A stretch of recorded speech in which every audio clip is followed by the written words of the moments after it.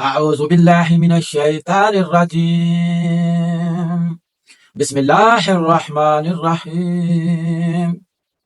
پاکش 2030 آپ سبھی حضرات کو السلام علیکم ورحمۃ اللہ وبرکاتہ کہتا ہے، اور پاکش 2030 آپ سے ریکویسٹ بھی کرتا ہے کہ پاکش 2030 کو لائک کیجئے، سبسکرائب کیجئے اور اپنے فرینڈز کے ساتھ شیئر بھی کیجئے، کیونکہ یہ جو چینل ہے پاکش 2030 اس کے اندر آپ کو دین کی چھوٹی چھوٹی باتیں بھی ملیں گی اور بڑے سے بڑے موضوعات پر بھی بحث آپ کو ضرور ملے گی انشاءاللہ تعالی۔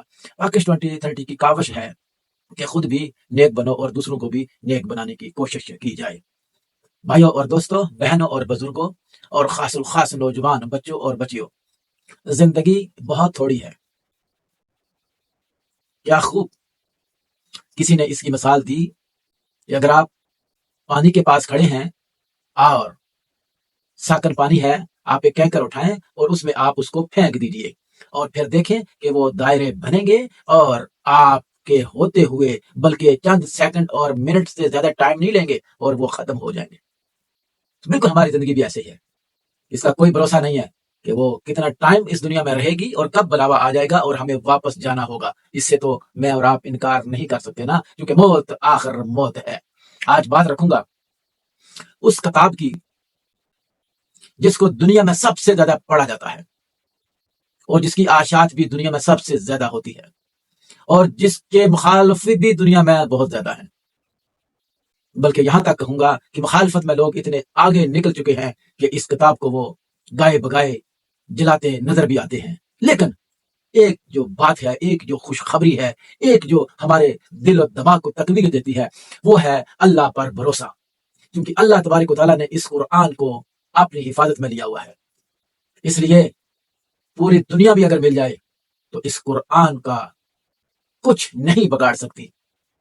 یہ وہ قرآن ہے جس کو پہاڑوں نے تسلیم نہیں کیا کہ ہم رضا ہو جائیں گے، سمندروں نے بھی اس کو تسلیم نہیں کیا کہ ہم پھٹ جائیں گے، اور کسی اور مخلوق نے بھی اس کو برداشت نہیں کیا۔ اگر اس کو برداشت کیا ہے تو انسان نے برداشت کیا ہے، اور پھر یہ جو بہار تھا قرآن کا، اتنا بڑا وزن جو تھا اس انسان کے ذمہ لگایا گیا جو در یتیم تھا۔